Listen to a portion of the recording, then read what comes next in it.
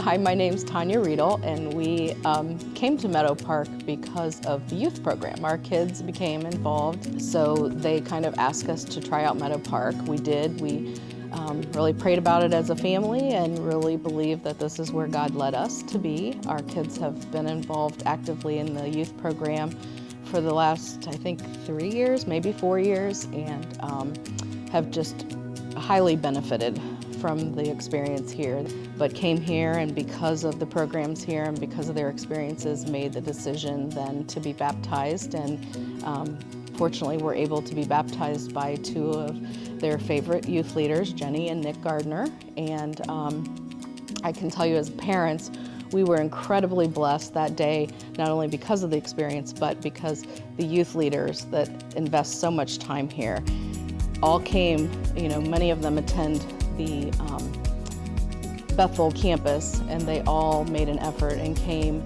and supported both of our kids the day they were baptized, and it was just such a beautiful thing.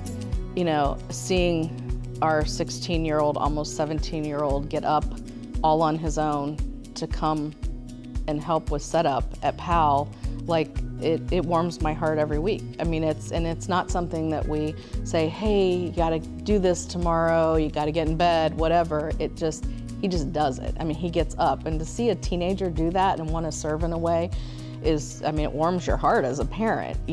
One of the ways that I've been able to serve at Meadow Park PAL was being able to teach Sunday school.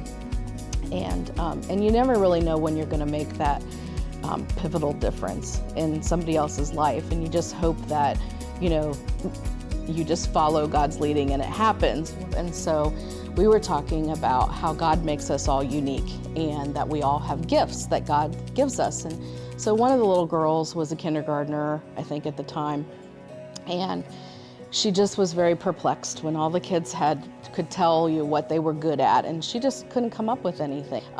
We were sitting there, and she just has a deer in the headlight, and she said, I don't have any gifts. I'm not good at anything. And I said, oh, Haley, you are the best hugger in the world. And she lit up and said, I am? And I said, you are.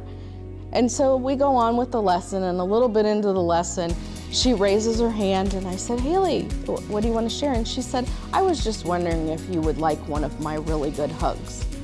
And so we did. We got hugs. Well, when you talk about impact, you don't really know. And I think I'm not very impactful many days. And I don't know if it was that Sunday or another Sunday, Haley, came up and gave me a hug, and somebody asked, it was just somebody around us, said something about how do you have a relationship with Haley?